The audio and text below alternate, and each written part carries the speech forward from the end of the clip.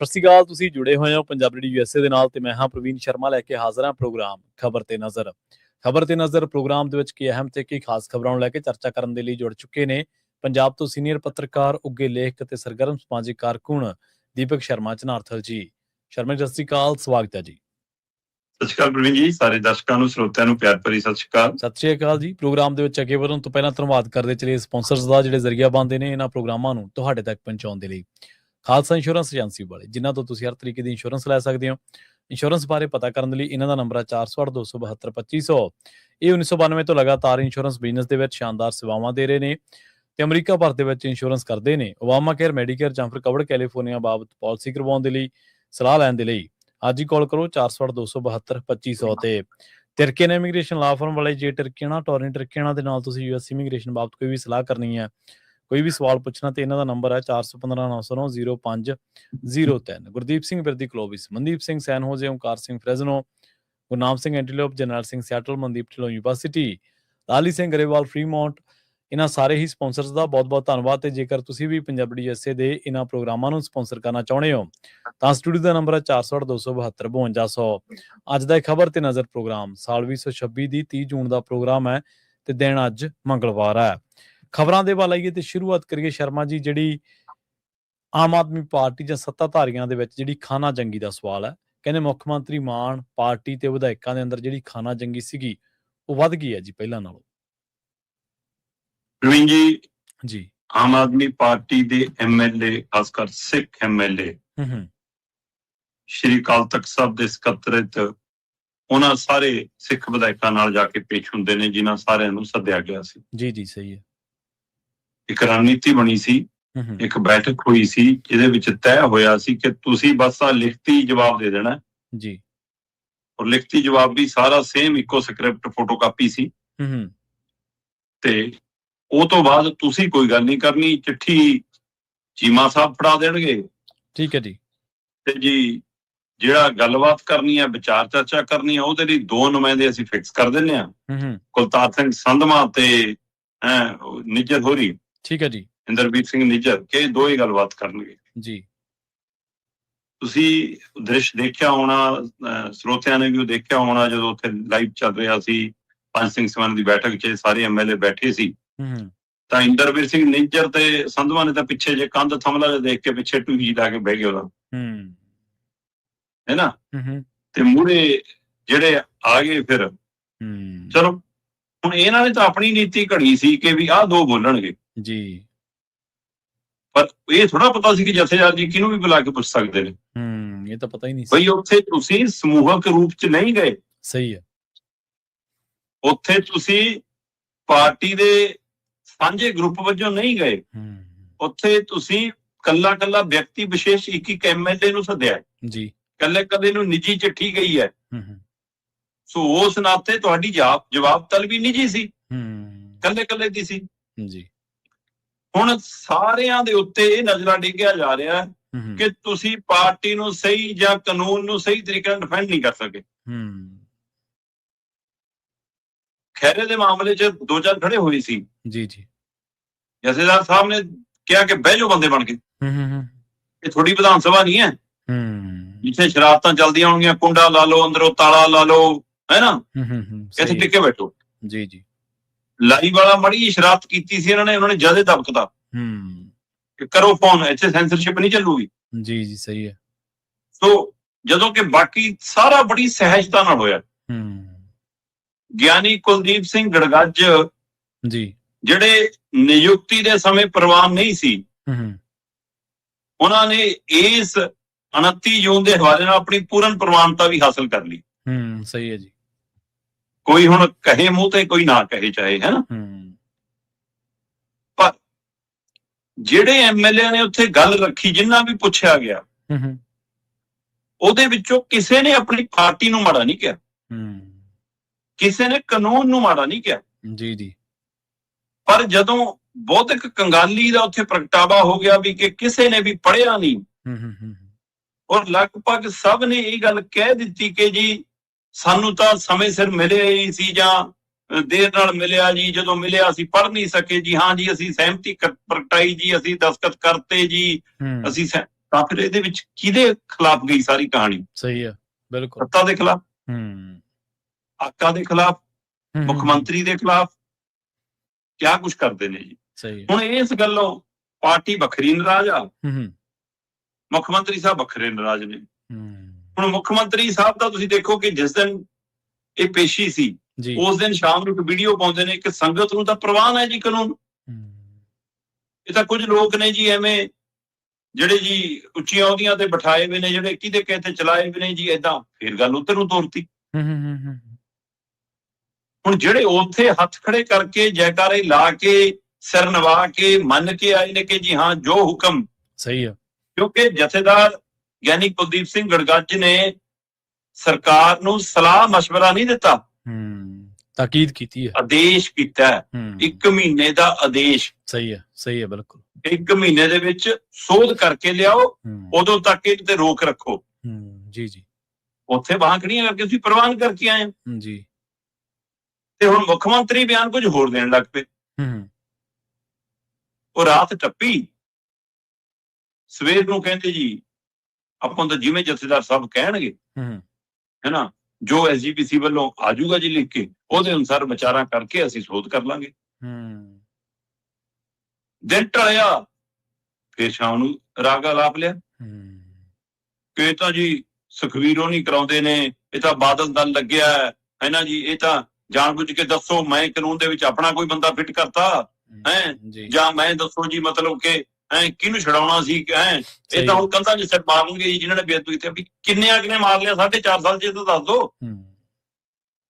ਸ਼ਾਮ ਨੂੰ ਫਿਰ ਪਤਾ ਨਹੀਂ, ਸ਼ਾਮ ਨੂੰ ਰੰਗ ਬਦਲ ਜਾਂਦਾ, ਸਵੇਰ ਨੂੰ ਲੱਸੀ ਪੀ ਲੈਂਦੇ ਨੇ ਤੇ ਉਹਦੇ ਕਰਕੇ ਗੜਬੜ ਹੈ। ਕੀ ਗੜਬੜ ਹੈ ਇਹ ਤਾਂ ਸਾਨੂੰ ਨਹੀਂ ਪਤਾ, ਪਰ ਕੁਝ ਗੜਬੜ ਹੈਗੀ ਹੈ ਜੀ। ਸੋ ਇਹ ਸਾਰੀ ਸਥਿਤੀ ਦੇ ਵਿੱਚ ਅੱਜ ਹੈਗੀ ਹੈ ਜੀ ਸਾਡੇ 1 ਜੁਲਾਈ ਦੀ ਸਵੇਰ। ਠੀਕ ਹੈ ਜੀ। ਅੱਜ ਹੈਗੀ ਆ ਪੰਜਾਬ ਕੈਬਨਿਟ ਦੀ ਬੈਠਕ ਜੀ। ਹੁਣ ਉਹ 'ਚ ਘੱਟੋ ਘੱਟ ਪਹਿਲਾਂ ਮੰਤਰੀਆਂ ਨਾਲ ਤਾਂ 2-4 ਹੋਣਾ ਪਊਗਾ। ਹੁਣ ਮੁੱਖ ਮੰਤਰੀ ਭਗਵੰਤ ਮਾਨ ਉੱਥੇ ਆਪਣਾ ਗਿਆਨ ਵੰਡਣਗੇ ਕਿ ਤੁਸੀਂ ਐਂ ਕਹਿਣਾ ਸੀ, ਉਹ ਕਰਨਾ ਸੀ। ਸਹੀ ਹੈ। ਜੇ ਕਿਸੇ ਨੇ ਕਹਿਤਾ ਖੁੱਡੀਆਂ ਵਰਗੇ ਨੇ ਕਿ ਤੁਹਾਡੀ ਵੀ ਵੀਡੀਓ ਦੇਖੀ ਉਦੋਂ ਕਿਵੇਂ ਬੈਠੇ ਸੀ, ਜਿੱਦਾਂ ਝੋਲੇ ਲੈ ਕੇ ਗਏ ਸੀ, ਫਿਰ ਉਦਾਂ ਤੁਸੀਂ ਕਰੇ ਹੁੰਦੇ ਜੋ ਕਰਨਾ ਸੀ ਜੀ। ਤੋ ਇਸ ਲਈ ਇਹ ਅੰਦਰ ਤਣਾਅ ਇੱਕ ਦੂਏ ਪ੍ਰਤੀ ਰੋਸਾ ਇਹ ਖੜਾ ਹੋ ਗਿਆ। ਹੁਣ ਇਹ ਸਭ ਦੇ ਦਰਮਿਆਨ ਇਹ ਵੀ ਜਾਣਕਾਰੀ ਮਿਲ ਰਹੀ ਹੈ ਕਿ ਕੈਬਨਿਟ ਦੀ ਬੈਠਕ ਤਾਂ ਹੋ ਜੂ ਜਿਵੇਂ ਤਿਵੇਂ। ਉਹ ਤੋਂ ਬਾਅਦ ਜਿਵੇਂ ਜਾਣ ਤੋਂ ਪਹਿਲਾਂ ਐਮਐਲਏ ਨੂੰ ਸਮਝਾਇਆ ਸੀ, ਹੁਣ ਵਾਪਸ ਵੀ ਆਉਣ ਤੋਂ ਬਾਅਦ ਵੀ ਇੱਕ ਬੈਠਕ ਐਮਐਲਏ ਨਾਲ ਹੋਣੀ ਹੈ। ਤੇ ਜਦ ਸਿਖਲਾਈ ਵਾਲੀ ਸੀ, ਹੁਣ ਤਕਰਾਰ ਵਾਲੀ ਹੋਣੀ ਹੈ। ਕਿਹੜਾ ਐਮਐਲਏ ਸਟੈਂਡ ਤੇ ਕਾਇਮ ਰਹਿੰਦਾ ਕਿ ਅਸੀਂ ਕਹਿ ਕੇ ਆਏ ਆ, ਸਾਡੀ ਇੱਜ਼ਤ ਦਾ ਸਵਾਲ ਹੁਣ ਸੋਧ ਕਰੋ। ਸਹੀ ਹੈ। ਕਿਹੜਾ ਐਮਐਲਏ ਜਿਹੜਾ ਕਹਿੰਦਾ ਕੇਜਰੀਵਾਲ ਜੀ ਉੱਥੇ ਦਾ ਜੋ ਕਿਹਾ ਇਹ ਹੁਣ ਬਾਹਰ ਤੁਸੀਂ ਸਾਡੇ ਆਕਾ ਹੋ, ਹੈਨਾ, ਤੇ ਇਸ ਲਈ ਉਧਰ ਨੂੰ ਹੁੰਦੇ ਨੇ। ਸਹੀ ਹੈ। ਕਿਹੜੇ ਆਪਣੀ ਲੋਕਾਂ ਦੀ ਨੁਮਾਇੰਦਗੀ ਦੇ ਵਾਲਾ ਕਹਿੰਦੇ ਨੇ ਵੀ ਸੰਗਤ ਸਾਡੇ ਹਲਕੇ ਦੇ ਲੋਕ ਇਹ ਕਹਿੰਦੇ ਨੇ। ਸੋ ਆਪਸ ਦੇ ਵਿੱਚ ਕਾਫੀ ਖਾਨਾ ਜੰਗੀ ਵੱਧ ਗਈ ਹੈ ਜੀ। ਤੇ ਮੁੱਖ ਮੰਤਰੀ ਭਗਵੰਤ ਮਾਨ ਜੋ ਮਰਜ਼ੀ ਹੋਵੇ, ਉਹਨਾਂ ਦੇ ਉੱਤੇ ਉਹ ਵੀਡੀਓ ਕਾਂਡ ਵਾਲੀ ਤਲਵਾਰ ਲਟਕ ਰਹੀ ਆ। ਤੇ ਜੇ ਸੋਧਾਂ ਵਾਲਾ ਰਾਹ ਆਸਾਨੀ ਨਾਲ ਪ੍ਰਵਾਨ ਕਰਦੇ ਨੇ, ਸ਼ਾਇਦ ਧਾਰਮਿਕ ਪੱਖ ਤੋਂ ਉੱਥੇ ਕੋਈ ਛੁਟਕਾਰਾ ਹੋਣ ਦਾ ਵੀ ਹੱਲ ਲੱਭ ਜਾਵੇ। ਜੀ ਜੀ ਜੀ। ਕਿ ਆਹ ਮੰਨ ਲਈ ਜੀ ਹੁਣ ਸਾਨੂੰ ਮਾੜੀ ਜਿਹੀ ਰਾਹਤ ਦੇ ਦਿਓ, ਪਰ ਉਧਰ ਕਾਨੂੰਨੀ ਤੌਰ ਤੇ ਕੀ ਹੁੰਦਾ ਅਜੇ ਉਹਦਾ ਪਤਾ ਨਹੀਂਗਾ ਜੀ।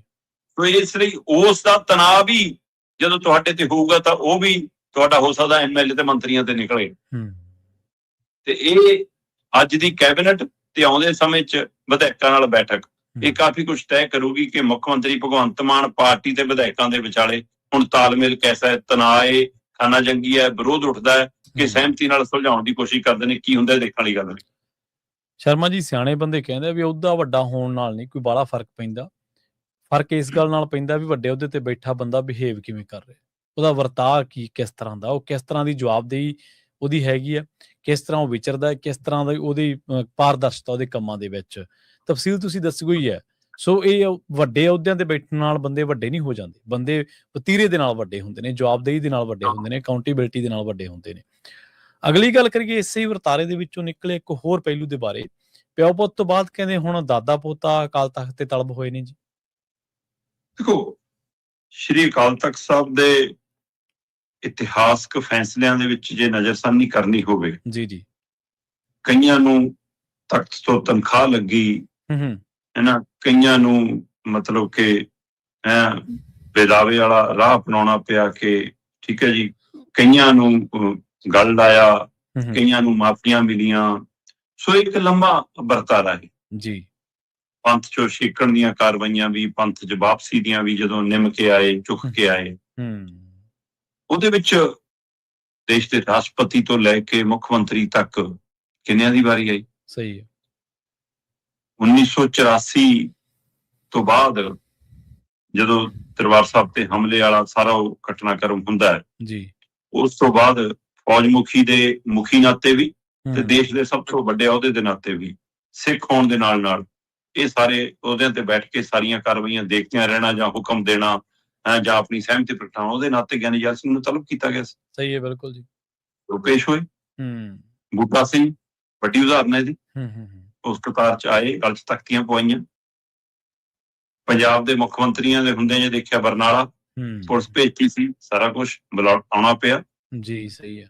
ਇਸੇ ਤਰ੍ਹਾਂ ਪ੍ਰਕਾਸ਼ ਸਿੰਘ ਬਾਦਲ ਨਿਰੰਕਾਰੀ ਕਾਂਡ ਦੇ ਮਾਮਲੇ ਦੇ ਵਿੱਚ ਤਲਬ ਕੀਤੇ ਗਏ, ਆਉਣਾ ਪਿਆ। ਮੁੱਖ ਮੰਤਰੀ ਭਗਵੰਤ ਮਾਨ ਚਲੋ ਸੰਪੂਰਨ ਸਿੱਖ ਨਹੀਂ ਸੀ, ਇਸ ਲਈ ਸਕੱਤਰੇਤ ਸੱਦ ਲਏ, ਪਰ ਆਏ ਝੋਲੇ ਝੋਲੇ ਜੇ ਲੈ ਕੇ ਜੀ। ਤੇ ਆ ਹੁਣ ਹਾਲ ਹੀ ਦੇ ਵਿੱਚ ਸਾਰੇ ਸਿੱਖ ਐਮਐਲਏ, ਕਿਉਂਕਿ ਦੂਜੇ ਐਮਐਲਏ ਨੂੰ ਕਿਹਾ ਸੀ ਤੁਸੀਂ ਲਿਖਤੀ ਦੇ ਦਿਓ, ਤੇ ਸਿੱਖ ਐਮਐਲਏ ਬੁਲਾਏ ਸੀ 87 ਦੇ ਕਰੀਬ, ਸਾਰੀਆਂ ਪਾਰਟੀਆਂ ਦੇ ਆਏ। ਇਸ ਤੋਂ ਪਹਿਲਾਂ 2 ਦਸੰਬਰ 2024 ਵਾਲਾ ਉਹ ਤੱਕ ਸਭ ਨੇ ਦੇਖਿਆ, ਜਦੋਂ ਝੋਲੀ ਚੱਕ ਕੇ ਖੜੇ ਸੀ ਸੁਖਬੀਰ ਬਾਦਲ ਕੇ ਸਾਰੇ ਗਨਾਂ ਝੋਲੀ ਪਵਾਈ ਜੀ ਮੈਂ, ਬੇਸ਼ੱਕ ਬਾਹਰ ਜਾ ਕੇ 2 ਦਿਨਾਂ ਚ ਮੁੱਕਰ ਕੇ ਫਕਰੇ ਕੌਮ ਵੀ ਵਾਪਸ ਲੈਣਾ ਹੈ। ਸਹੀ ਹੈ। ਮੈਂ ਤਾਂ ਉਹੀ ਕਿਹਾ ਸੀ, ਇਹ ਸੀ ਉਹ ਸੀ, ਉਹਦੇ ਨਾਲ ਆਪ ਹੀ ਕੌਮ ਦੀ ਪਾਰਟੀ, ਅਖਵਾਉਣ ਵਾਲੀ ਪਾਰਟੀ ਨੇ ਅਕਾਲ ਤਖਤ ਸਾਹਿਬ ਦੇ ਮਤਲਬ ਕਿ ਮਹੱਤਵ ਨੂੰ ਘਟਾਉਣ ਦੀ ਕੋਸ਼ਿਸ਼ ਕੀਤੀ, ਜਿਹਦੇ ਵਿੱਚੋਂ ਇੰਜ ਸਫਲਤਾ ਨਹੀਂ ਹੋ ਸਕਦੇ। ਸੋ ਪਰ ਇਹ ਜਿਹੜਾ ਹੁਣ ਮਤਲਬ 29 ਜੂਨ ਵਾਲਾ ਸੀਗਾ, ਇਸ ਨੇ ਇੱਕ ਵਾਰ ਫਿਰ ਦੁਨੀਆ ਨੂੰ ਦਿਖਾਇਆ ਕਿ ਜੀ ਹੈ ਨਾ, ਮਤਲਬ ਕਿ ਇੱਕ ਤਰੀਕਾਕਾਰ ਲੋਕਤੰਤਰਕ ਤਰੀਕੇ ਦੇ ਵਿੱਚ ਕਿਵੇਂ। ਸੋ ਜਦੋਂ ਕਿ ਪਾਰਟੀਆਂ ਚ, ਸਰਕਾਰਾਂ ਚ, ਹੈ ਨਾ, ਅਫਸਰਸ਼ਾਹੀ ਚ, ਜੁਡੀਸ਼ੀਅਲ ਚ ਲੋਕਤੰਤਰ ਸੰਵਿਧਾਨ ਕਿਤੇ ਖੋਂਦਾ ਜਾ ਰਿਹਾ। ਸੋ ਉਹ ਸਾਰੀ ਪ੍ਰਕਿਰਿਆ ਚ ਇੱਥੇ ਸਮੇਂ-ਸਮੇਂ ਪ੍ਰਕਿਰਿਆਵਾਂ ਹੁੰਦੀਆਂ ਨੇ, ਪਰ ਜਿੰਨੇ ਵੀ ਹੁਣ ਤੱਕ ਪੇਸ਼ ਹੋਏ ਉਹਨਾਂ ਚ ਸ਼ਾਇਦ ਇੱਕ ਹੋ ਸਕਦਾ ਹੋਰ ਵੀ ਕੁਝ ਹੋਵੇ ਜੋ ਮੇਰੇ ਧਿਆਨ ਚ ਹੈ, ਜਾਂ ਮੈਂ ਚਰਨਜੀਤ ਭੁੱਲਰ ਹੋਰਾਂ ਦੀ ਰਿਪੋਰਟ ਵੀ ਪੜ੍ਹ ਰਿਹਾ ਸੀ, ਉਹਦੇ ਹਵਾਲੇ ਨਾਲ ਜੇ ਮੈਂ ਸਮਝਾਂ ਤਾਂ ਪ੍ਰਕਾਸ਼ ਸਿੰਘ ਬਾਦਲ ਤੇ ਸੁਖਬੀਰ ਬਾਦਲ ਪਿਓ ਪੁੱਤ ਵੱਖੋ-ਵੱਖ ਸਮੇਂ ਹੋਏ ਚਾਹੇ, ਪਰ ਦੋਏ ਅਕਾਲ ਤਖਤ ਸਾਹਿਬ ਤੇ ਤਲਬ ਕੀਤੇ ਗਏ, ਦੋਵਾਂ ਨੂੰ ਤਨਖਾਹ ਲੱਗੀ, ਦੋਵਾਂ ਨੂੰ ਸੇਵਾ ਨਿਭਾਉਣੀ ਪਈ। ਸਹੀ ਹੈ, ਬਿਲਕੁਲ ਜੀ। ਉਸੇ ਤਰ੍ਹਾਂ ਗਿਆਨੀ ਜੈਲ ਸਿੰਘ ਜੇ ਆਉਂਦੇ ਨੇ ਤਾਂ ਜਿੱਦਣ ਐਮਐਲਏ ਬੁਲਾਏ ਉਦੋਂ ਕੁਲਤਾਰ ਸਿੰਘ ਸੰਧਵਾ ਵੀ ਪੇਸ਼ ਹੁੰਦੇ ਨੇ। ਬਿਲਕੁਲ। ਤੇ ਇਹਨਾਂ ਚ ਰਿਸ਼ਤਾ ਦਾਦੇ ਪੋਤੇ ਵਾਲਾ। ਬੇਸ਼ੱਕ ਗਿਆਨੀ ਜੈਲ ਸਿੰਘ ਨੂੰ ਆਪਣੇ ਦਾਦੇ ਵਜੋਂ ਹੀ ਲੈ ਕੇ ਵਿਚਰਦੇ ਨੇ ਕੁਲਤਾਰ ਸਿੰਘ ਸੰਧਵਾ, ਜਦੋਂ ਕਿ ਉਹ ਜਿਵੇਂ ਚਾਚਾ ਦਾਦਾ, ਤਾਇਆ ਦਾਦਾ ਹੋਵੇ ਆਪਾਂ ਉਸ, ਕਿਉਂਕਿ ਕੁਲਤਾਰ ਸਿੰਘ ਸੰਧਵਾ ਦੇ ਪਿਤਾ ਦੇ ਪਿਤਾ ਮਤਲਬ ਕੁਲਤਾਰ ਸਿੰਘ ਸੰਧਵਾ ਦੇ ਜਿਹੜੇ ਸਕੇ ਦਾਦੇ ਨੇ, ਉਹਨਾਂ ਦੇ ਸਕੇ ਭਰਾ ਸੀ ਗਿਆਨੀ ਜੈਲ ਸਿੰਘ। ਸੋ ਦਾਦੇ ਭਰਾ ਨੇ ਉਸ ਨਾਤੇ, ਪਰ ਇਹ ਇਸ ਚੀਜ਼ ਨੂੰ ਵਧਾ ਕੇ ਰੱਖਦੇ ਨੇ, ਮੂਹਰੇ ਰੱਖ ਕੇ ਚੱਲਦੇ ਨੇ ਗਿਆਨੀ ਜੈਲ ਸਿੰਘ ਦੇ ਨਾਂ ਨੂੰ ਜੀ। ਉਸ ਨਾਤੇ ਫਿਰ ਇਹ ਪਹਿਲੂ ਉੱਭਰਿਆ ਕਿ ਜਿਵੇਂ ਚਲੋ ਪਰਿਵਾਰਕ ਸਾਂਝ ਹੈ ਕਿ ਉਸ ਨਾਤੇ ਤਾਂ ਬਣਦਾ ਹੀ ਹੈ ਕਿ ਰਿਸ਼ਤਾ ਤਾਂ ਉਹੀ ਬਣਦਾ ਨਾ। ਸੋ ਇਸ ਲਈ ਇੱਧਰ ਦਾਦੇ ਪੋਤੇ ਦੀ ਜੋੜੀ ਕਹਿ ਲਓ, ਉਧਰ ਪਿਓ ਪੁੱਤ ਦੀ ਜੋੜੀ ਕਹਿ ਲਓ, ਇਹ ਅਕਾਲ ਤਖਤ ਸਾਹਿਬ ਤੇ ਵੱਖ-ਵੱਖ ਸਮਿਆਂ ਦੇ ਉੱਤੇ ਤਲਬ ਹੋਏ, ਪੇਸ਼ ਹੋਏ। ਸੋ ਇਹ ਇੱਕ ਵਰਤਾਰਾ ਵੀ ਕਾਫੀ ਚਰਚਾ ਚ ਰਿਹਾ। ਵੈਸੇ ਕੱਲ ਗਿਆਨੀ ਹਰਪ੍ਰੀਤ ਸਿੰਘ ਨੇ ਵੀ ਨਵੀਆਂ ਜੋਬਾਂ ਮਾਰਤੀਆਂ। ਠੀਕ ਹੈ। ਗਿਆਨੀ ਹਰਪ੍ਰੀਤ ਸਿੰਘ ਕਹਿੰਦੇ ਵੀ ਆਮ ਆਦਮੀ ਪਾਰਟੀ ਦੇ ਕੋਲ ਗਰੇਵਾਲ, ਚੀਮਾ ਇਹੋ ਜਿਹੇ ਲੀਡਰ ਨਹੀਂ ਹੈਗੇ, ਤੇ ਜੇ ਇਹੋ ਜਿਹੇ ਲੀਡਰ ਹੋਣ ਤੇ ਕਹਿੰਦੇ ਫਿਰ ਉਹਨਾਂ ਨੂੰ ਸਲਾਹ ਦਿੰਦੇ ਕਿ ਜਾਓ ਨਾ ਤੁਸੀਂ। ਠੀਕ ਹੈ। ਕਿ ਆਪਾਂ ਬਿਆਨ ਦੇ ਦਿੰਦੇ ਆ ਕਿ ਜੇ ਅਕਾਲੀਆਂ ਦੀ ਸਰਕਾਰ ਹੁੰਦੀ ਤਾਂ ਇਹਨਾਂ ਨੇ ਕਹਿਣਾ ਸੀਗਾ ਨਾ ਜੀ ਨਾ, ਜੇ ਅਸੀਂ ਪੇਸ਼ ਹੋ ਗਏ ਸਾਡੀ ਤਾਂ ਸਰਕਾਰ ਡਿੱਗ ਦੂਗੀ ਜੀ, ਕੇਂਦਰ ਸਾਡੀ ਤਾਂ ਪਾਰਟੀ ਦਾ ਚੋਣ ਨਿਸ਼ਾਨ ਭੰਗ ਹੋ ਜੂ। ਉਹ 2 ਦਸੰਬਰ ਵਾਲੇ ਹੁਕਮਨਾਮੇ ਦੇ ਵਾਲਿਆਂ ਤੰਜ ਕੱਸ ਰਹੇ ਸੀ। ਸਹੀ। ਸੋ ਹੁਣ ਉਹ ਆਪਣੀ ਜਿਹੜੀ ਰਾਜਨੀਤਿਕ ਕਿੜਾ ਨੇ ਉਹ ਕੱਢਣ ਦੀ ਕੋਸ਼ਿਸ਼ ਕਰ ਰਹੀ ਸੀ, ਅਕਾਲ ਤਖਤ ਸਾਹਿਬ ਦੇ ਮਹੱਤਵ ਦੇ ਨਾਲ ਗੱਲ ਕਰ ਰਹੀ ਸੀ, ਤਾਂ ਗਿਆਨੀ ਹਰਪ੍ਰੀਤ ਸਿੰਘ ਜਾਣਦੇ ਨੇ, ਹੈ ਨਾ। ਪਰ ਇਹ ਸਭ ਦੇ ਵਿਚਾਲੇ 5 ਤਰੀਕ ਨੂੰ ਐਸਜੀਪੀਸੀ ਨੇ ਵੱਡਾ ਇਕੱਠ ਰੱਖਿਆ ਹੋਇਆ ਵੀਡੀਓ ਵਾਲੇ ਮਾਮਲੇ 'ਚ। ਹੁਣ ਉੱਥੋਂ ਕੀ ਨਵਾਂ ਰੂਪ ਅਖਤਿਆਰ ਹੁੰਦਾ, ਇਹ ਵੀ ਦੇਖਣ ਵਾਲੀ ਗੱਲ ਹੋਊ ਜੀ। ਸੋ ਇਸ ਲਈ ਇਹ ਮਸਲੇ ਇਹਨਾਂ ਪੇਸ਼ੀਆਂ ਦੇ ਨਾਲ ਵੀ ਨਜਿੱਠਦੇ ਨਹੀਂ ਦਿਖ ਰਹੇ, ਇਹ ਮਾਮਲੇ ਅਜੇ ਵਧਣਗੇ ਹੋਰ। ਜੀ ਬਿਲਕੁਲ। ਪਿੰਡਾਂ 'ਚ ਤਾਂ ਆਪਾਂ ਉਸ ਰਿਸ਼ਤੇ ਨੂੰ ਪੂਰੀ ਮਾਨਤਾ ਦਿੰਦੇ ਹਾਂ ਜੀ, ਦਾਦਾ ਮਤਲਬ ਤਾਇਆ ਦਾਦਾ, ਚਾਚਾ ਦਾਦਾ, ਪੀੜ੍ਹੀਆਂ ਤੱਕ ਲੋਕ ਵਰਤਦੇ ਰਹਿੰਦੇ ਨੇ ਇੱਕ ਦੂਜੇ ਨਾਲ, ਪਰ ਇਹਨਾਂ ਨੇ ਉਸ ਚੀਜ਼ ਨੂੰ ਵਰਤਿਆ ਵੀ ਹੈ ਸਿਆਸੀ ਤੌਰ ਤੇ, ਔਰ ਲਾਹਾ ਵੀ ਖੱਟਿਆ ਕਿ ਮੈਂ ਬਈ ਪਾਰਟੀ ਦੇ ਵਿੱਚ ਵੀ ਇਹਨਾਂ ਨੂੰ ਇਸੇ ਕਰਕੇ ਥੋੜੀ ਜਿਹੀ ਤਵੱਜੋ ਜ਼ਿਆਦਾ ਮਿਲੀ। ਇੱਕ ਤਾਂ ਪਹਿਲੀ ਵਾਰੀ ਜਿੱਤ ਗਏ ਸੀਗੇ ਜਦੋਂ 2017 ਵਾਲਾ ਇਲੈਕਸ਼ਨ ਸੀਗਾ, ਇੱਕ ਫਿਰ ਥੋੜਾ ਜਿਹਾ ਇਹ ਨਾਮ ਦੇ ਨਾਲ ਵੀ ਇਹਨਾਂ ਨੂੰ ਪੁੱਛ-ਗਿੱਛ ਜ਼ਿਆਦਾ ਹੁੰਦੀ ਆ। ਅਗਲੀ ਗੱਲ ਕਰੀਏ ਪਿੰਡਾਂ ਦੀ। ਪਿੰਡਾਂ ਦੇ ਵਿੱਚ ਜਿਹੜੇ ਲਾਲ ਲਕੀਰ ਦੇ ਅੰਦਰ ਘਰ ਆਉਂਦੇ ਆ ਜੀ, ਉਹਨਾਂ ਤੇ ਹੁਣ ਸਰਕਾਰ ਕਹਿੰਦੇ ਪ੍ਰਾਪਰਟੀ ਟੈਕਸ ਲਾਉਣ ਜਾ ਰਹੀ ਹੈ। ਵਾਰ-ਵਾਰ ਇਨਸੂਲਿਨ ਲਾ ਕੇ ਚੈੱਕ ਕਦੋਂ ਕੀਤਾ ਜਾ ਰਿਹਾ ਜੀ ਇਹਨਾਂ ਨੂੰ? ਜਿਵੇਂ ਆਪਾਂ ਪਹਿਲਾਂ ਵੀ ਇਹ ਗੱਲ ਕਰਦੇ ਹੁੰਦੇ ਸੀ ਨਾ, ਪਿੰਡਾਂ ਦੇ ਵਿੱਚ ਡਾਕਟਰ ਉਹ ਕਿਸੇ ਖਾਸ ਟੀਕੇ ਨੂੰ ਲਾਉਣ ਤੋਂ ਪਹਿਲਾਂ ਉਹ ਚੈੱਕ ਕਰਦੇ ਹੁੰਦੇ ਸੀ ਵੀ ਬੰਦੇ ਦਾ ਸਰੀਰ ਚੱਲ ਜੂ ਕਿ ਨਾ। ਪ੍ਰਵੀਨ ਜੀ, ਪਤਾ ਨਹੀਂ ਮਤਲਬ ਕਿ ਸਰਕਾਰਾਂ ਦਾ ਸਿਸਟਮ ਕਿਹੋ ਜਿਹਾ ਹੋ ਗਿਆ। ਠੀਕ ਠਾਕ ਚੱਲ ਰਹੇ ਸਿਸਟਮ ਨੂੰ ਵੀ ਇਹ ਵਿਗਾੜ ਲੈਂਦੇ ਨੇ। ਸਹੀ ਹੈ ਜੀ। ਕਦੇ ਸ਼ਾਮਲਾਟਾਂ ਦਾ ਪੰਗਾ ਛੇੜ ਲੈਂਦੇ ਨੇ, ਹੈਨਾ, ਤੇ ਕਦੇ ਆ ਲੈਂਡ ਪੂਲਿੰਗ ਵਾਲਾ ਮਸਲਾ ਛੇੜ ਲੈਂਦੇ ਨੇ ਜੀ। ਲਗਾਤਾਰ ਕੋਈ ਨਾ ਕੋਈ ਪੰਗਾ। ਠੀਕ ਹੈ, ਇਹਨਾਂ ਦੀਆਂ ਮਨਸ਼ਾਵਾਂ ਪੈਸਾ ਇਕੱਠਾ ਕਰਨੀਆਂ ਹੀ ਰਹਿਦੀਆਂ। ਮਤਲਬ ਰਾਜਨੀਤਿਕ ਧਿਰਾਂ ਦੇ ਵਿੱਚ, ਸਰਕਾਰਾਂ ਦੇ ਵਿੱਚ ਦੋ ਹੀ ਕੰਮ ਰਹਿ ਗਏ। ਇੱਕ ਤਾਂ ਅਗਲੀ ਵਾਰ ਦੀ ਕੁਰਸੀ ਕਿਵੇਂ ਪੱਕੀ ਕਰਕੇ ਰੱਖੀਏ, ਜਾਂ ਕੁਰਸੀ ਕਿਵੇਂ ਹਾਸਲ ਕਰੀਏ, ਜਾਂ ਪੈਸਾ ਕਿਵੇਂ ਇਕੱਠਾ ਕਰੀਏ। ਉਹ ਸਰਕਾਰੀ ਤੌਰ ਤੇ ਇਕੱਠਾ ਕਰਨਾ ਹੋਵੇ ਤੇ ਉਹ ਪਾਰਟੀ ਤੌਰ ਤੇ, ਮਤਲਬ ਜੇ ਉਧਰ ਨੂੰ ਆਊਗਾ ਤਾਂ ਉਹ ਜੇ ਭੇਡੀ ਹੈ ਨਾ, ਉਹ ਕਹਿੰਦੇ ਨੇ ਕਿ ਟੁੱਟੂਗੀ ਤਾਂ ਚਾਰ ਹੈ ਨਾ ਦਾਣੇ ਗਿਰਨਗੇ, ਸਾਡੇ ਵੀ ਕੁਛ ਟੁਕੜੇ ਦਾਣੇ ਮਤਲਬ ਪੱਲੇ ਪੈਣਗੇ, ਉਹ ਹਾਰ ਹੋਇਆ ਜੀ।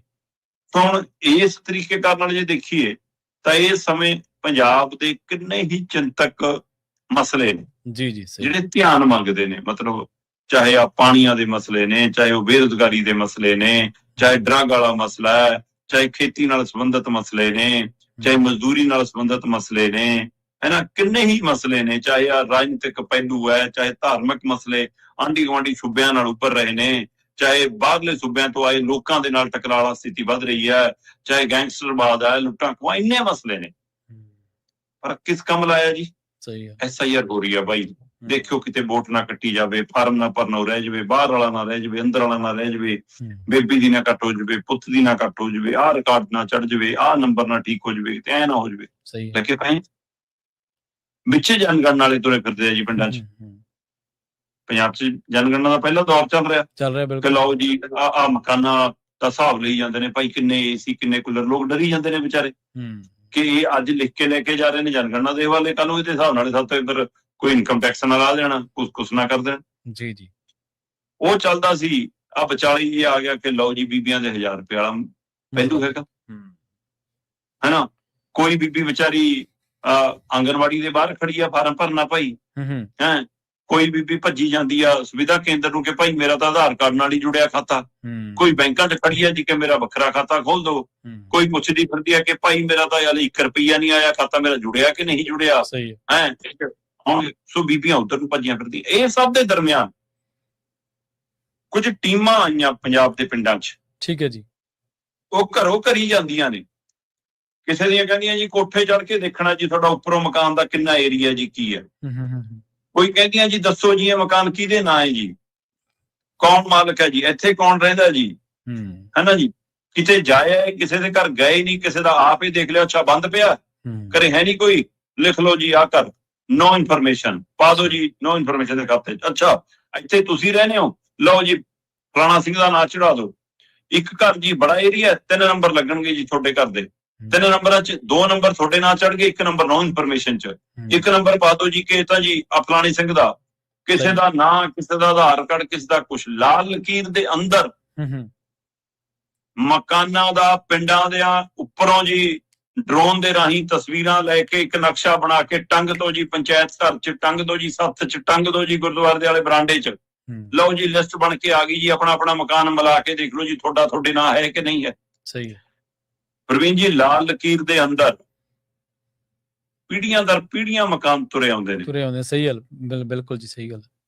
ਮਾੜਾ ਮੋਟਾ ਜੇ ਵੰਡ ਵੰਡਈਆ ਹੋ ਵੀ ਜਾਵੇ, ਹਿੱਸਾ ਪੱਤਾ ਪੈ ਵੀ ਜਾਵੇ, ਤਾਂ ਆਪੇ 4 ਬੰਦੇ ਬੈਠ ਕੇ ਲਿਖ ਲਓ ਜੀ। ਵੱਧ ਤੋਂ ਵੱਧ ਹੁਣ ਐਫੀਡੈਵਿਟ ਲਿਖਾ ਲਓ ਜੀ, ਚਲੋ ਨੋਟਰੀ ਤੋਂ ਮੋਹਰ ਲਵਾ ਲਓ ਜੀ, ਕਰਕੇ ਜੀ ਸਰਪੰਚ ਦੇ ਖਾਤੇ 'ਚ ਰਜਿਸਟਰ ਤੇ ਚੜਾ ਲਓ ਜੀ, ਲਓ ਜੀ ਹੋ ਗਿਆ। ਜਿਹਦਾ ਕਬਜ਼ਾ ਉਹਦਾ ਚੱਲੀ ਜਾਂਦਾ ਸਿਸਟਮ, ਠੀਕ ਚੱਲੀ ਜਾਂਦਾ ਕਿ ਠੀਕ ਆ ਬਈ ਆ ਵੰਡ ਤੇਰੀ ਹਿੱਸੇ ਆ ਗਈ, ਮੇਰੇ ਆ ਗਈ, ਨਾ ਪੁਰਾਣੇ ਬਜ਼ੁਰਗਾਂ ਦੇ ਨਾਂ ਤੇ ਚੱਲੀ ਜਾਂਦੇ ਨੇ ਕਿ ਫਲਾਣਿਆਂ ਦਾ ਟੱਬਰ ਹੈ ਜੀ ਇਹ। ਸਹੀ। ਹੁਣ ਹੋਇਆ ਕੀ, ਜਿਹੜਾ ਮੁੱਢਲਾ ਸਰਵੇ ਹੋਇਆ ਉਹ ਸਰਵੇ ਚੋਂ ਟੀਮਾਂ ਮਕਾਨ ਇੱਕ ਇੱਕ ਬੰਦੇ ਦੇ ਨਾਂ ਚੜਾ ਗਈਆਂ। ਕਈ ਚੜ ਗਏ, ਕਈ ਰਹਿ ਗਏ, ਕਈ ਗਲਤ ਚੜ ਗਏ, ਕਈ ਨੌਨ ਇਨਫੋਰਮੇਸ਼ਨ ਚੜ ਗਏ। ਜਿਹੜੇ ਤਾਂ ਰਹਿ ਗਏ ਉਹਨਾਂ ਨੂੰ ਡਰ ਇਹ ਹੈ ਕਿ ਵੀ ਹੁਣ ਸਾਡੀ ਰਜਿਸਟਰੀ ਹੋਊਗੀ ਕਿ ਨਹੀਂ ਹੋਊਗੀ, ਸਰਕਾਰ ਆਪਣੇ ਖਾਤੇ 'ਚ ਤਾਂ ਨਹੀਂ ਦਿਖਾ ਦੂਗੀ। ਕਿਉਂਕਿ ਮੁੱਖ ਮੰਤਰੀ ਸਾਹਿਬ ਕਰਦੇ ਫਿਰਦੇ ਨੇ ਕਿ ਮੈਂ ਰਜਿਸਟਰੀਆਂ ਵੰਡਣ ਆਊਂ ਜੀ। ਕੁਝ ਪਿੰਡਾਂ 'ਚ ਜਾਣਗੇ ਕਿ ਲਓ ਵੀ ਤੁਹਾਡੇ ਮਕਾਨਾਂ ਦੇ ਹੁਣ ਤੁਸੀਂ ਮਾਲਕ ਬਣ ਗਏ, ਤੁਹਾਨੂੰ ਹੀ ਮਕਾਨਾਂ ਦੇ ਤੁਹਾਨੂੰ ਇਹ ਜਾਇਜ਼ ਆ ਕਿ ਅੱਜ ਤੱਕ ਤੁਸੀਂ ਮਾਲਕ ਨਹੀਂ ਸੀ, ਅਸੀਂ ਮਾਲਕ ਬਣਾ ਰਹੇ ਹਾਂ ਤੁਹਾਨੂੰ। ਸਹੀ ਹੈ। ਕਿਆ ਰਜਿਸਟਰੀ? ਮੈਂ ਕਹਿੰਦਾ ਚੰਗੀ ਗੱਲ ਹੈ ਜੀ ਜੇ ਤੁਸੀਂ ਇਹਨੂੰ ਕਾਗਜ਼ੀ ਪੱਤਰੀ ਦਰੁਸਤ ਕਰਨ ਚੱਲੇ ਹੋ, ਪਰ ਦਰੁਸਤ ਕਰਨ ਦਾ ਕੋਈ ਤਰੀਕਾਕਾਰ ਤਾਂ ਹੁੰਦਾ ਨਾ। ਪਿੰਡ ਦੇ ਵਿੱਚ ਪੰਚਾਇਤ ਹੈ ਜੀ, ਮੈਂ ਚਾਹੇ SIR ਦੀ ਗੱਲ ਕਰਾਂ ਤੇ ਚਾਹੇ ਲਾਲ ਲਕੀਰ ਦੇ ਅੰਦਰ ਮਕਾਨਾਂ ਦੀ ਗੱਲ ਕਰਾਂ, ਪੰਚਾਇਤ, ਮੌਜੂਦਾ ਪੰਚਾਇਤ, ਸਾਬਕਾ ਪੰਚਾਇਤ, ਪਿੰਡ ਦਾ ਲੰਬੜਦਾਰ, ਪਟਵਾਰੀ, ਉਹ ਤੋਂ ਵੱਧ ਕੋਈ ਨਹੀਂ ਜਾਣਦਾ ਹੁੰਦਾ ਜਿਹਨੂੰ ਪਤਾ ਹੋਵੇ ਕਿ ਬਈ ਇਹ ਘਰ ਕਿਹਦਾ ਕਿਹਦਾ ਨਹੀਂ। ਤੁਸੀਂ ਪੰਚਾਇਤ 'ਚ ਬੈਠੋ, ਪੰਚਾਇਤ 'ਚ ਕਹੋ ਵੀ ਅੱਜ ਅਸੀਂ ਆਹ ਪੰਚ ਦਾ ਏਰੀਆ ਕਵਰ ਕਰਨਾ, ਪੰਚ ਜੀ ਨਾਲ ਚੱਲੋ। ਸਹੀ ਹੈ। ਮੌਜੂਦਾ ਪੰਚ ਵੀ ਲੈ ਲਓ, ਸਾਬਕਾ ਪੰਚ ਵੀ ਲੈ ਲਓ, ਜਿਹਦਾ ਬੂਹਾ ਬੰਦ ਹੈ ਉਹਦਾ ਵੀ ਦੱਸ ਦੂਗਾ ਕਿ ਇਹਦੇ ਘਰ 'ਚ ਇੰਨੇ ਜੀ ਨੇ, ਇੰਨੇ ਖੁੰਝੇ ਨੇ, ਇੰਨਾ ਏਰੀਆ, ਇੰਨਾ ਆਏ। ਪੰਚਾਂ ਨੂੰ ਸਾਰਾ ਪਤਾ ਜੀ, ਪਿੰਡ ਦੇ ਲੰਬੜਦਾਰ ਨੂੰ ਸਾਰਾ ਪਤਾ ਹੈ। ਜਿਹੜੇ ਨਹੀਂ ਰਹਿੰਦੇ ਉਹਨਾਂ ਦਾ ਵੀ ਦੱਸ ਦੂਗਾ ਫਲਾਣਾ ਨੰਬਰ ਹੈ, ਉਹਨੂੰ ਪੁੱਛ ਲਓ ਕਿਹਦੇ ਨਾਂ ਚੜਾਉਣਾ। ਇਹ 4 ਭਰਾ ਨੇ, ਇਹਦਾ ਪਿਓ 2 ਭਰਾ ਤੇ ਅੱਗੇ ਉਹਨਾਂ ਦੇ 4 ਭਰਾ ਹੋ ਗਏ, ਅੱਗੇ ਉਹਨਾਂ ਦੇ 2-6 ਨਿਆਣੇ ਨੇ, ਉੱਥੇ ਰਹਿੰਦੇ ਨੇ। ਹੁਣ ਮਕਾਨ ਤਾਂ ਇੰਜ ਹੈ, ਘਰ ਦੇ ਵਿੱਚ ਇੱਕ ਬੰਦਾ ਖੇਤੀ ਕਰ ਰਿਹਾ, ਉਹ ਪਿੰਡ ਰਹਿ ਰਿਹਾ, ਇੱਕ ਭਰਾ ਉਹਦਾ ਸ਼ਹਿਰ ਜਵਾਕ ਪੜਾ ਰਿਹਾ, ਉੱਥੇ ਰਹਿ ਰਿਹਾ। ਸਹੀ ਹੈ। ਇੱਕ ਭੈਣ ਤੇ ਇੱਕ ਭਰਾ ਵਿਦੇਸ਼ ਚਲੇ ਗਏ, ਘਰ ਇੱਕ ਸਾਂਝਾ ਪਿੱਛੋਂ ਤੁਰਿਆ ਆਉਂਦਾ। ਕਦੇ ਨਹੀਂ ਕਿਸੇ ਨੂੰ ਫਿਕਰ ਹੋਇਆ ਕਿ ਜਿਹੜਾ ਪਿੰਡ ਰਹਿ ਰਿਹਾ ਉਹਨੇ ਕਬਜ਼ਾ ਕਰ ਲਿਆ ਹੋਊਗਾ, 20 ਸਾਲਾਂ ਤੋਂ ਰਹਿੰਦਾ। ਪਰ ਹੁਣ ਜਦੋਂ ਉਹਦੇ ਨਾਂ ਤੇ ਤੁਸੀਂ ਚੜਾ ਕੇ ਲਿਸਟ ਟੰਗਦੀ ਗੁਰਦੁਆਰੇ ਜਾਂ ਪੰਚਾਇਤ ਘਰ 'ਚ, ਹੁਣ ਤਾਰਾਂ ਸ਼ਹਿਰ ਤੋਂ ਲੈ ਕੇ ਕੈਨੇਡਾ ਅਮਰੀਕਾ ਤੱਕ ਖੜਕ ਗਈਆਂ। ਸਹੀ ਕਿ ਲੈ ਬਈ ਇਹ ਤਾਂ ਭਰਾ ਦੇ ਨਾਂ ਚੜ ਗਿਆ ਮਕਾਨ, ਪਵਾ ਦੋ ਕਲੇਸ, ਪਵਾ ਦੋ ਕੋਰਟ ਕਚਹਿਰੀਆਂ। ਚਾਹੇ ਉਹਦੀ ਮਨਸ਼ਾ ਕੋਈ ਨਾ ਹੋਵੇ, ਉਹ ਕਹੇ ਜੀ ਮੈਂ ਰਹਿਣਾ ਜੀ, ਮੇਰਾ ਨਾਂ ਲਿਖ ਲਓ। ਹੁਣ ਉਹਨੂੰ ਥੋੜਾ ਪਤਾ ਬਾਅਦ ਚੋਂ ਰਜਿਸਟਰੀ ਵਾਲਾ ਪੰਗਾ ਪਊਗਾ ਜੀ, ਕੱਲ ਰਜਿਸਟਰੀ ਬਣਾ ਕੇ ਤੁਹਾਡੇ ਹੱਥ ਫੜਾ ਜਾਣਗੇ ਮੁੱਖ ਮੰਤਰੀ ਸਾਹਿਬ ਕਿ ਲਓ ਜੀ ਇੰਨੇ ਲੋਕਾਂ ਨੂੰ ਰਜਿਸਟਰੀਆਂ ਦੇਤੀਆਂ। ਤੇ ਬਾਅਦ ਚੋਂ ਕਿੰਨਿਆਂ ਦੇ ਮਨ ਬਦਲਨੇ ਕਿ ਲੈ ਵੀ ਹੁਣ ਤਾਂ ਆਪਣੇ ਨਾਂ ਚੜ ਗਿਆ, ਹੁਣ ਕੀ ਲੋੜ ਹੈ ਕਿਸੇ ਨੂੰ ਹਿੱਸਾ ਦੇਣ ਦੀ। ਸਹੀ ਹੈ। ਤੇ ਕਈਆਂ ਨੇ ਕਹਿਣਾ ਨਹੀਂ ਭਰਾ ਇਹ ਜੀ ਕੋਈ ਗੱਲ ਨਹੀਂ, ਤੁਸੀਂ ਆ ਜਾਓ ਜਦੋਂ ਕਰਾ ਲਿਓ, ਪਰ ਉਨੀ ਦੇਰ ਧੜਕੂ ਲੱਗਿਆ ਰਹਿਣਾ ਜਿੰਨੀ ਦੇਰ ਨਾਂ ਨਹੀਂ ਚੜਦਾ ਦੂਆਂ ਦਾ। ਸੋ ਇਹ ਕਲੇਸ਼ ਨੂੰ ਤੁਸੀਂ ਨਵੀਂ ਥਾਂ ਕਰਤੀ। ਪਰ ਇਹ ਇਕੱਲਾ ਮਸਲਾ ਕਲੇਸ਼ ਤੱਕ ਦਾ ਨਹੀਂ ਜੀ, ਮਸਲਾ ਇਹ ਤੋਂ ਅੱਗੇ ਦਾ ਜੀ। ਹੋ ਸਕਦਾ ਹੈ ਸਾਰੇ ਪੰਜਾਬ ਦੇ 13,000 ਪਿੰਡਾਂ ਤੋਂ ਵੱਧ ਜਿਹੜੇ ਪਿੰਡ ਨੇ ਉਹਨਾਂ ਸਾਰਿਆਂ 'ਚ ਪਹਿਲੀ ਵਾਰ ਰਜਿਸਟਰੀਆਂ ਤੁਹਾਡੀਆਂ ਮੁਫਤ ਹੋ ਕੇ ਤੁਹਾਡੇ ਹੱਥਾਂ 'ਚ ਆ ਜਾਣ। ਠੀਕ ਹੈ। ਪਰ ਕੱਲ ਨੂੰ ਜਦੋਂ ਵੰਡ ਕਰੋਗੇ, ਦੂਏ ਭਰਾਵਾਂ ਦੇ ਨਾਂ ਚੜਾਓਗੇ, ਵੇਚੋਗੇ, ਹੈ ਨਾ, ਬਾੜੇ 'ਚ ਘਰ ਪਾਓਗੇ, ਇੱਧਰ ਉੱਧਰ ਜਾਓਗੇ, ਤਾਂ ਫਿਰ ਬਈ ਨਵੀਂ ਰਜਿਸਟਰੀ ਨਵੇਂ ਖਰਚੇ ਤੇ ਹੋਊਗੀ ਜੋ ਲੱਗਦਾ। ਫਿਰ ਤਹਿਸੀਲਦਾਰ ਨੂੰ ਸਲੂਟ ਵੀ ਠੋਕਿਓ ਤੇ ਸੇਵਾ ਵੀ ਕਰਿਆ ਆਇਓ। ਸਹੀ ਹੈ ਜੀ, ਹੈ ਨਾ। ਤੇ ਉਹ ਜਿਹੜਾ ਸਰਕਾਰੀ ਖਰਚਾ ਲੱਗਣਾ ਉਹ ਵੀ ਹੋਊਗਾ, ਸਾਰਾ ਕੁਝ ਮਹਿੰਗਾ। ਚਲੋ ਅਗਲਾ ਕਹਿੰਦਾ ਵੀ ਜੇ ਕਾਨੂੰਨੀ ਦਸਤਾਵੇਜ਼ ਬਣਦਾ ਹੈ ਤਾਂ ਹਰਜ ਕੀ ਹੈ, ਖਰਚਾ ਕਰਨ ਦੀ ਮੰਨ ਲੈਂਦੇ ਆ ਗੱਲ ਭਾਈ। ਸਹੀ ਹੈ। ਪਰ ਇਹ ਮਾਮਲਾ ਕੱਲਾ ਰਜਿਸਟਰੀਆਂ ਦੇ ਖਰਚੇ ਤੱਕ ਦਾ ਨਹੀਂ ਹੈਗਾ। ਸਹੀ। ਕੱਲ ਨੂੰ ਇਹ ਆਉਣਗੇ ਸ਼ਹਿਰਾਂ ਵਾਂਗ 4 ਮਰਲੇ ਤੋਂ ਉੱਪਰ, ਮਤਲਬ 2 ਵਿਸਵੇ ਤੋਂ ਉੱਪਰ ਵਾਲਾ ਤਿਆਰ ਕਰ ਲਓ ਵੀ ਪ੍ਰੋਪਰਟੀ ਟੈਕਸ ਲਾਵਾਂਗੇ। ਇੱਕ ਮਕਾਨ ਨੂੰ 1 ਨੰਬਰ ਦਿੱਤਾ ਜਾ ਸਕਦੇ ਸੀ। ਇੱਕ ਮਕਾਨ 'ਚ ਕਿਸੇ 'ਚ 3 ਨੰਬਰ ਨੇ, ਕਿਸੇ ਦੇ 4 ਨੰਬਰ ਬੋਲਦੇ ਆ, ਕਿਸੇ ਦੇ 2 ਬੋਲਦੇ ਆ। ਮਤਲਬ ਇਹਦਾ ਮਤਲਬ ਕੋਈ ਏਰੀਆ ਉਹਨਾਂ ਨੇ ਮਾਰਕਰ ਕੀਤਾ ਹੋਇਆ ਕਿ ਇੰਨੇ ਏਰੀਏ ਤੋਂ ਵੱਧ ਤਾਂ ਦੂਜਾ 2 ਨੰਬਰ ਦੇਣੇ ਆ। ਹਾਂਜੀ। ਹੁਣ ਜੇ 3-3 ਨੰਬਰ 4-4 ਨੰਬਰ, ਇਹਦਾ ਮਤਲਬ ਉਹ ਬੜੇ ਮਕਾਨਾਂ 'ਚ ਗਿਣੇ ਜਾਣਗੇ। 2 ਵਿਸਵਿਆਂ ਤੋਂ ਉੱਪਰ ਵਾਲਿਆਂ ਨੂੰ, 4 ਮਰਲਿਆਂ ਤੋਂ ਉੱਪਰ ਵਾਲਿਆਂ ਨੂੰ ਮਤਲਬ ਪ੍ਰੋਪਰਟੀ ਟੈਕਸ ਲਾਉਣ ਦੀ ਮਨਸ਼ਾ ਹੈ ਸਰਕਾਰ ਦੀ। ਇਹ ਕੋਸ਼ਿਸ਼ਾਂ ਵੱਲ ਵਧਿਆ ਜਾ ਰਿਹਾ। ਸੋ ਹੁਣ ਤਿਆਰ ਰਹੋ, ਤੁਹਾਡੀਆਂ ਜੇਬਾਂ ਦੇ ਉੱਤੇ ਨਵਾਂ ਡਾਕਾ ਪਊਗਾ। ਪਿੰਡਾਂ ਦੇ ਮਕਾਨਾਂ ਨੂੰ ਲੈ ਕੇ ਘਰੇਲੂ ਕਲੇਸ਼ ਵੀ ਵਧਣਗੇ, ਪਿੰਡ 'ਚ ਵੀ ਆਪਸ 'ਚ ਵੀ ਕਲੇਸ਼ ਵਧਣਗੇ ਕਿ ਤੇਰੇ ਨਾਲ ਚੜ ਗਿਆ, ਮੇਰੇ ਨਾਲ ਚੜ ਗਿਆ, ਉਹਨੇ ਚੜਾ ਲਿਆ ਜੀ, ਉਹ ਰਾਜਨੀਤਿਕ ਰਸੂਖ ਰੱਖਦਾ। ਤੇ ਜਿਹੜਾ ਖਰਚੇ ਦਾ ਭਾਰ ਪੈਣਾ ਉਹ ਵੱਖਰਾ, ਤੇ ਬਾਅਦ ਚੋਂ ਟੈਕਸ ਵਾਲੇ ਪਾਸੇ ਨੂੰ ਜਾਣਾ ਮਾਮਲਾ ਹੈ ਵੱਖਰਾ। ਇਹ ਲੋਕ ਜਦੋਂ ਕੋਈ ਕਾਨੂੰਨ ਬਦਲਦਾ ਜਾਂ ਕੋਈ ਇਸ ਤਰ੍ਹਾਂ ਦੀ ਪ੍ਰਸ਼ਾਸਨਿਕ ਕਾਰਵਾਈ ਹੁੰਦੀ, ਉਦੋਂ ਕਿਹੜਾ ਨਹੀਂ ਕੱਢਦੇ ਸ਼ਰਮਾ ਜੀ। ਉਹ ਬਥੇਰੀਆਂ ਕਿਹੜਾ ਨਿਕਲਦੀਆਂ ਨੇ। ਪਿੰਡਾਂ ਦੇ ਵਿੱਚ ਬਥੇਰੇ ਰੌਲੇ ਹੁੰਦੇ ਨੇ, ਜ਼ਮੀਨਾਂ ਦੇ, ਘਰਾਂ ਦੇ, ਬਥੇਰੀ ਥਾਂ ਤੇ ਇੱਕ ਥਾਂ ਹੀ ਬੰਦਾ ਵਰਤੀ ਜਾਂਦਾ ਹੁੰਦਾ।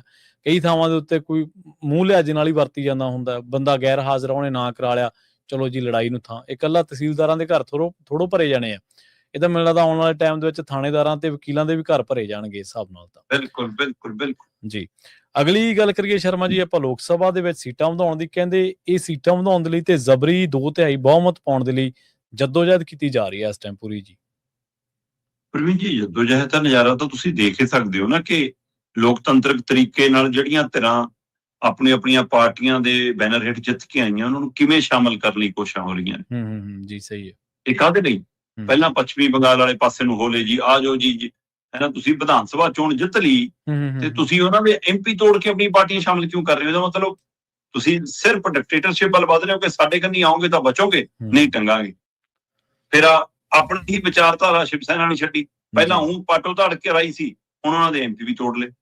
ਆ ਪੰਜਾਬ ਤੋਂ ਰਾਜ ਸਭਾ ਮੈਂਬਰ ਵੀ ਆਪਾਂ ਦੇਖੇ, ਦਿੱਲੀ ਤੋਂ 1 ਤੇ ਪੰਜਾਬ ਤੋਂ 6-7 ਰਾਜ ਸਭਾ ਇੰਜ ਲੈ ਕੇ ਗਏ। ਪਰ ਇਹ ਸਾਰਾ ਕੁਝ ਕਰਕੇ ਵੀ ਕਹਿੰਦੇ ਜੀ 2/3 ਬਹੁਮਤ ਨਹੀਂ ਅਜੇ ਮਿਲ ਰਿਹਾ। ਮਤਲਬ ਜੇ ਮੈਂ ਲੋਕ ਸਭਾ ਦੀ ਗੱਲ ਕਰਾਂ, ਆਪਾਂ ਪਹਿਲਾਂ ਵੀ ਗੱਲ ਕਰ ਚੁੱਕੇ ਹਾਂ, ਜਦੋਂ ਇਹ ਮਹਿਲਾ ਰਾਖਵਾਂਕਰਨ ਦੀ ਆੜ ਦੇ ਵਿੱਚ ਡੀਲਿਮਿਟੇਸ਼ਨ ਵਾਲੇ ਪਾਸੇ ਨੂੰ ਜਾ ਰਹੇ ਸੀ ਕਿ ਲੋ ਜੀ ਸੀਟਾਂ ਵਧਾਉਣੀਆਂ ਉਹ ਪ੍ਰਕਿਰਿਆ, ਤਦ ਵੀ ਸਵਾਲ ਉੱਠਿਆ ਸੀ ਕਿ ਵੀ ਜੇ ਮਹਿਲਾ ਨੂੰ ਦੇਣਾ ਹੈ ਹੱਕ ਉਹਨਾਂ ਦਾ 50% ਦਾ 33% ਦਾ, ਹੈ ਨਾ, ਤਾਂ ਤੁਸੀਂ ਜਿਹੜਾ ਕਾਨੂੰਨ ਪਾਸ ਕੀਤਾ ਹੋਇਆ ਹੈ ਉਹਦੇ ਅਨੁਸਾਰ 543 ਚੋਂ ਦੇ ਦਿਓ ਸੀਟਾਂ ਜੀ। ਪਰ ਇਹ ਕਹਿੰਦੇ ਨਹੀਂ ਸੀਟਾਂ ਵਧਾਉਣੀਆਂ। ਇਹਨਾਂ ਨੂੰ ਲੱਗਦਾ ਕਿ ਉਨੀਆਂ ਤਾਂ ਸਾਡਾ ਦਬਦਬਾ ਰਹੇ ਜਿੰਨੇ ਅਸੀਂ ਹੈਗੇ ਆ, ਨਵੀਆਂ ਵਧੀਆਂ ਜੋ ਬੀਬੀਆਂ ਦੇ ਵੀ ਹਿੱਸੇ ਕੁਝ ਆਜੂ, ਕੁਝ ਸਾਡੇ ਬੰਦੇ ਹੋਰ ਐਡਜਸਟ ਹੋ ਜਾਣਗੇ। ਸਹੀ ਹੈ, ਠੀਕ ਹੈ। ਜਨਗਣਨਾ ਦੇ ਹਵਾਲੇ ਨਾਲ ਆਪਾਂ ਮੰਨ ਲਈਏ ਕਿ ਪ੍ਰਕਿਰਿਆ ਹੋਣੀ ਹੁੰਦੀ ਹੈ, ਪਰ ਦੱਖਣੀ ਸੂਬਿਆਂ ਨੇ ਸਵਾਲ ਖੜਾ ਕੀਤਾ ਵੀ ਸਾਡਾ ਕੀ ਕਸੂਰ ਹੈ? ਜੇ ਸਾਡਾ ਏਰੀਆ ਛੋਟਾ ਹੈ, ਜਾਂ ਮੰਨ ਲਓ ਏਰੀਆ ਛੋਟਾ ਨਾ ਵੀ ਹੋਵੇ, ਅਸੀਂ ਜਨਸੰਖਿਆ ਕੰਟਰੋਲ ਕੀਤੀ ਹੈ, ਅਸੀਂ ਗਿਣਤੀ 'ਚ ਘੱਟ ਹੈ, ਤਾਂ ਸਾਡੇ ਨਾਲੇ ਵਿਤਕਰਾ ਕਿਉਂ ਵੀ? ਸਾਡੀ ਤਾਂ ਗਿਣਤੀ ਹੋਰ ਘੱਟ ਜੂਗੀ ਜੀ। ਹੁਣ ਤੁਸੀਂ ਪਹਿਲਾਂ ਆਓ, ਇਹ ਜਿਹੜੇ ਬਿੱਲ ਪਾਸ ਕਰਾਉਣ ਦੀ ਕਵਾਇਦ ਆ ਕਿ ਜਿਹੜਾ ਨਹੀਂ ਹੋ ਸਕਿਆ ਸੀ ਪਿਛਲੀ ਵਾਰ, ਹੁਣ ਇਹ ਸੀਟਾਂ ਵਧਾਉਣ ਵਾਲਾ ਪਹਿਲਾਂ 2/3 ਬਹੁਮਤ ਨਾਲ ਬਿੱਲ ਪਾਸ ਹੋਣਾ, ਉਹਦੇ ਲਈ ਫਿਰ 2/3 ਬਹੁਮਤ ਹਾਸਲ ਕਿਵੇਂ ਹੋਊਗਾ? 543 ਨੇ ਅੱਜ ਦੀ ਤਰੀਕ 'ਚ, 2 ਖਾਲੀ ਨੇ ਸ਼ਾਇਦ 541। ਚਲੋ 541 ਤੋਂ 543 ਦੇ ਹਵਾਲੇ ਨਾਲ ਜੇ ਸਮਝਣਾ ਹੋਵੇ ਤਾਂ 2/3 ਬਹੁਮਤ ਲਈ 362 ਸੀਟਾਂ ਚਾਹੀਦੀਆਂ ਜੀ। ਤੇ 362 ਦੇ ਵਿੱਚੋਂ ਇਹ ਤਾਂ 400 ਪਲੱਸ ਦਾ ਨਾਰਾ ਦੇ ਕੇ ਆਏ ਸੀ, ਅਬ ਕੀ ਬਾਰ 400 ਪਾਰ ਜੀ, ਉਹ 250 ਵੀ ਨਹੀਂ ਹੋਈਆਂ, 240 ਤੇ ਸਿਮਟ ਗਏ।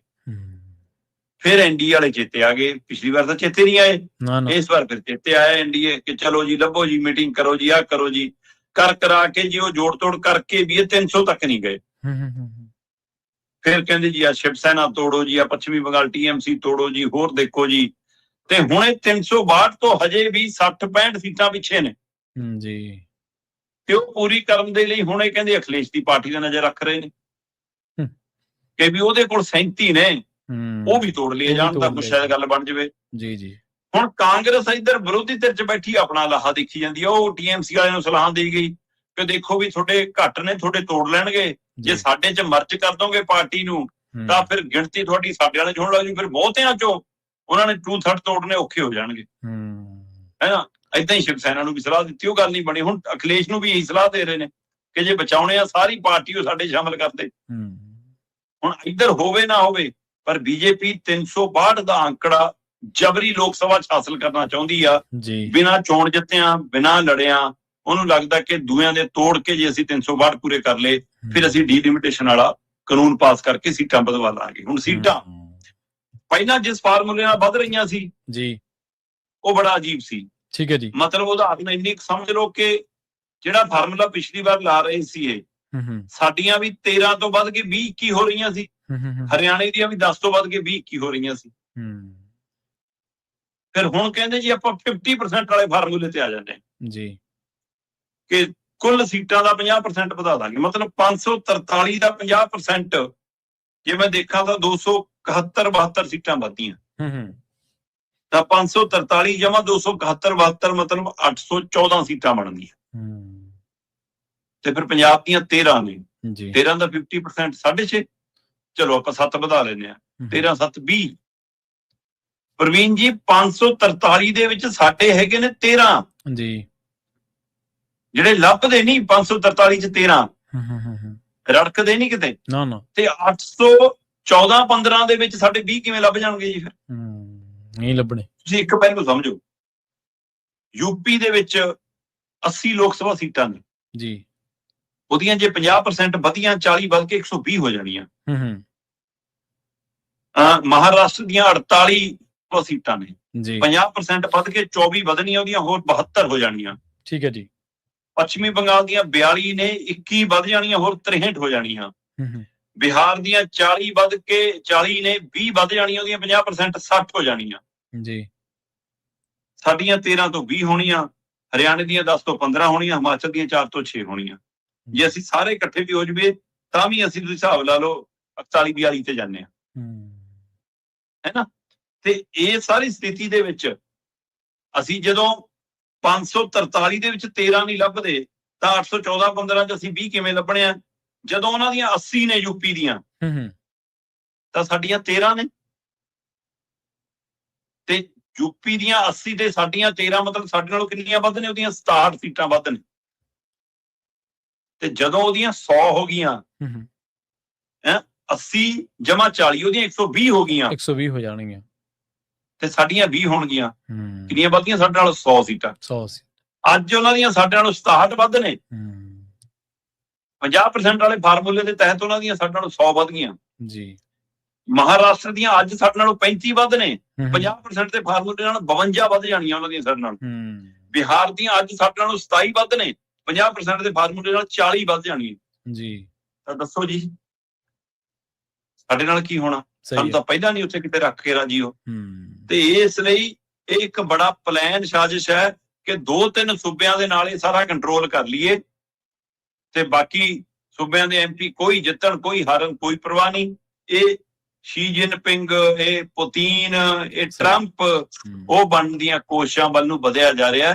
ਇਹ ਲੋਕਤੰਤਰ ਦਾ ਗਲਾ ਘੋਟਣ ਦੀ ਕਵਾਇਦ ਹੈ। ਜਿਹੜੇ ਧਰਮ ਦੀ ਆੜ ਦੇ ਵਿੱਚ ਰਾਮ ਮੰਦਿਰ ਦੀ ਠੱਗੀ ਕਰ ਸਕਦੇ ਨੇ, ਸਹੀ ਹੈ ਨਾ, ਤੇ ਉਹ ਸਿਆਸਤ ਦੀ ਠੱਗੀ ਲਈ ਤਾਂ ਕਿਤੇ ਤੱਕ ਵੀ ਜਾ ਸਕਦੇ ਨੇ। ਬਿਲਕੁਲ ਜੀ। ਨਾਲੇ ਸ਼ਰਮਾ ਜੀ ਇਹ ਕਹਿੰਦੇ ਹੁੰਦੇ ਮੋਦੀ ਹੈ ਤਾਂ ਮੁਮਕਿਨ ਹੈ। ਇਹਨਾਂ ਨੇ ਇਹ ਨਹੀਂ ਕਿਹਾ ਵੀ ਮੋਦੀ ਹੈ ਤਾਂ ਫਿਰ ਮਹਿੰਗਾਈ ਤੇ ਕਾਬੂ ਪਾਉਣਾ ਮੁਮਕਿਨ ਹੈ, ਰੁਜ਼ਗਾਰ ਲੋਕਾਂ ਨੂੰ ਦੇਣਾ ਮੁਮਕਿਨ ਹੈ। ਇਹਨਾਂ ਨੇ ਇਹੀ ਕਿਹਾ ਕਿ ਜਿਹੜੇ ਤਾਨਾਸ਼ਾਹੀ ਰਵੱਈਏ ਨੇ ਉਹ ਸੰਭਵ ਨੇ, ਉਹ ਕੀਤੇ ਜਾ ਸਕਦੇ ਨੇ। ਸੰਵਿਧਾਨ ਨਾਲ ਤੋੜ-ਫੋੜ, ਜਿਹੜੀਆਂ ਹੋਰ ਸੰਸਥਾਵਾਂ ਨੇ, ਸੰਵਿਧਾਨਕ ਸੰਸਥਾਵਾਂ, ਨਿਆਂਪਾਲਕਾ, ਉਹਨਾਂ ਨਾਲ ਤੋੜ-ਫੋੜ, ਉਹ ਮੁਮਕਿਨ ਆ, ਉਹ ਸੰਭਵ ਆ, ਉਹ ਹੋ ਸਕਦਾ।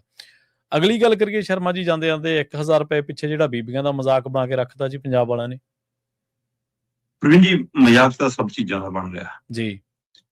ਮਨਰੇਗਾ ਨੂੰ ਮਾਰ ਕੇ ਜਦੋਂ ਜੀ ਰਾਮ ਜੀ ਯੋਜਨਾ ਲਿਆਂਦੀ ਤਾਂ ਪੰਜਾਬ ਸਰਕਾਰ ਨੇ ਵਿਧਾਨ ਸਭਾ ਚ ਮਤਾ ਪਾਸ ਕੀਤਾ ਜੀ ਮਨਰੇਗਾ ਦੇ ਹੱਕ ਚ, ਜੀ ਰਾਮ ਜੀ ਦੇ ਖਿਲਾਫ।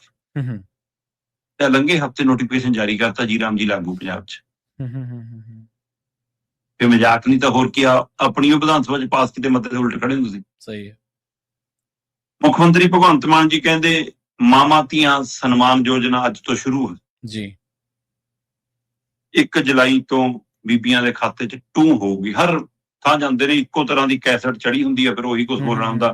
ਪਿੰਡ ਬਦਲ ਜਾਂਦਾ, ਸ਼ਹਿਰ ਬਦਲ ਜਾਂਦਾ, ਮਹਿਕ ਬਦਲ ਜਾਂਦਾ, ਆਲੇ ਦੁਆਲੇ ਬੈਠਣ ਵਾਲੇ ਸਰਪੰਚ ਪੰਚ ਬਦਲ ਜਾਂਦੇ, ਸਾਹਮਣੇ ਵਾਲੇ ਲੋਕ ਵੀ ਲਗਭਗ ਹੋਈ ਹੁੰਦੇ ਨੇ, ਪੱਕੇ ਢੋਈ ਜਾਂਦੇ ਨੇ ਆਪਣੀ ਨਾਲ, ਹੈ ਨਾ।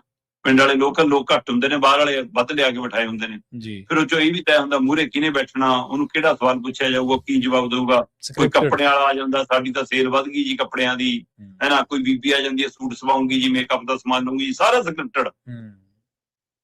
ਜੇ ਕੋਈ ਉਹ ਭੀੜ ਚੋਂ ਹੱਥ ਖੜਾ ਕਰਕੇ ਕਿਸੇ ਸਵਾਲ ਪੁੱਛਣ, ਫਿਰ ਉਹਨੂੰ ਪੁਲਿਸ ਵਾਲੇ ਭੱਜ ਕੇ ਪੈਂਦੇ ਆ। ਇਹਨਾਂ ਨੂੰ ਕਿਉਂ ਨਹੀਂ ਪੈ ਗਏ ਕਦੇ? ਸਹੀ ਹੈ, ਬਿਲਕੁਲ ਜੀ। ਠੀਕ ਹੈ। ਹੁਣ ਇਹ ਸਾਰੇ ਵਰਤਾਰੇ ਚ ਮੁੱਖ ਮੰਤਰੀ ਕਿੱਥੋਂ ਤੱਕ ਆ ਗਏ? ਇਹ ਮਾਵਾਂ ਧੀਆਂ, ਹੈ ਨਾ, ਸਨਮਾਨ ਯੋਜਨਾ ਦਾ ਦ੍ਰਿਸ਼ ਦੇਖੋ ਕੀ ਹੈ। ਉਹ ਗੁਪਤ ਨਾਲ ਬੰਨ ਲਿਓ ਮੋਬਾਈਲ ਜੀ। ਇਹ ਮੁੱਖ ਮੰਤਰੀ ਦੇ ਸ਼ਬਦ ਬੀਬੀਆਂ ਨੂੰ ਬੋਲ ਨੇ। ਮਤਲਬ ਤੁਸੀਂ ਉਹਨਾਂ ਨੂੰ ਲਾਚਾਰ, ਲਾਲਚੀ, ਭੁੱਖੇ ਇਹ ਦਿਖਾਉਣ ਦੀ ਕੋਸ਼ਿਸ਼ ਕਰ ਰਹੇ ਹੋ ਕਿ ਤੇਰੇ 1000 ਰੁਪਏ ਨਾਲੇ ਉਹ ਰੱਜਣਗੀਆਂ ਹੁਣ ਕੱਲ ਨੂੰ। ਇਹ ਤੋਂ ਪਹਿਲਾਂ ਤਾਂ ਰੋਟੀ ਨਹੀਂ ਖਾਂਦੀਆਂ ਸੀ ਜੀ। ਉਹ ਮਨਰੇਗਾ ਵਰਗੀ ਯੋਜਨਾ ਉਹਨਾਂ ਤੋਂ ਦਿਹਾੜੀ ਖੋਲੀ ਤੁਸੀਂ, ਜਿਹੜੀਆਂ ਕਿਰਤੀ ਹੱਥ ਸੀ। ਸਹੀ ਹੈ, ਬਿਲਕੁਲ। ਤੇ ਤੁਸੀਂ ਜੀ ਰਾਮ ਜੀ ਨੂੰ ਪਾਸ ਵੀ ਕਰ ਰਹੇ ਹੋ, ਤੋਂ 40% ਪੈ ਜਾਓ। ਮੈਨੂੰ ਦੱਸੋ।